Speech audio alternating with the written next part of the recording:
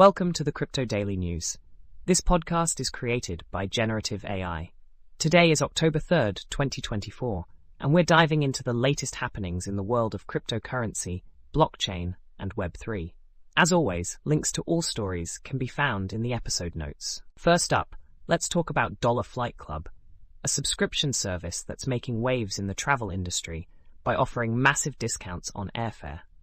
For just $1, users can sign up and receive alerts on flight deals from their chosen airports, with savings ranging from 60% to 90%. Imagine flying to Greece for $298 or Hawaii for just $99. The service has been praised for its simplicity and effectiveness, making it a go-to for budget-conscious travelers. In legal news, a federal appeals court in Washington, D.C., has given the green light to Kalshi, a prediction market platform, to offer betting on U.S. elections. This decision comes despite the Commodity Futures Trading Commission's concerns about election integrity. The court found the CFTC's arguments lacking in evidence, allowing Kalshi to relaunch its congressional control contracts.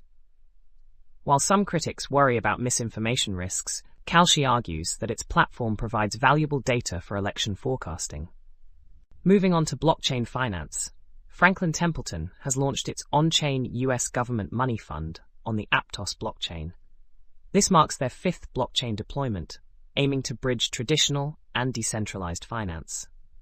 The fund, represented by the Benji token, offers institutional investors access to low-risk U.S. government securities. With over $20 million in subscriptions at launch, Franklin Templeton continues to expand its blockchain capabilities, despite competition from BlackRock's leading Buidl fund.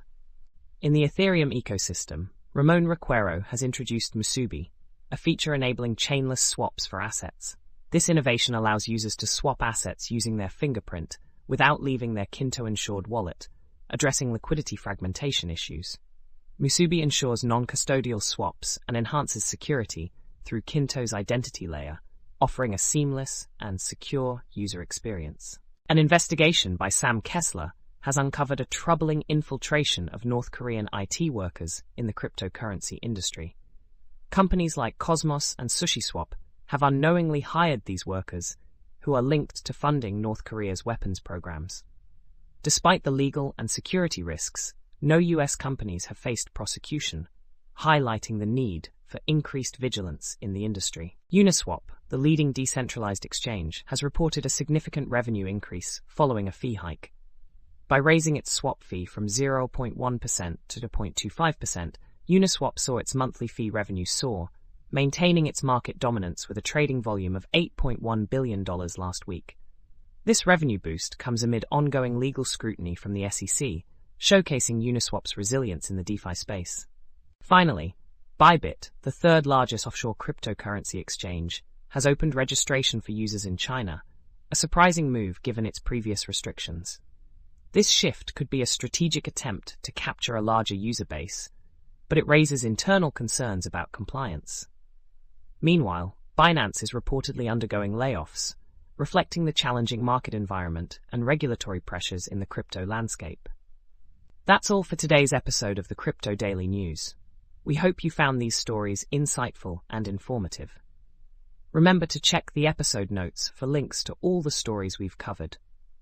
Join us again tomorrow for more updates from the world of cryptocurrency and blockchain. Stay informed and stay ahead.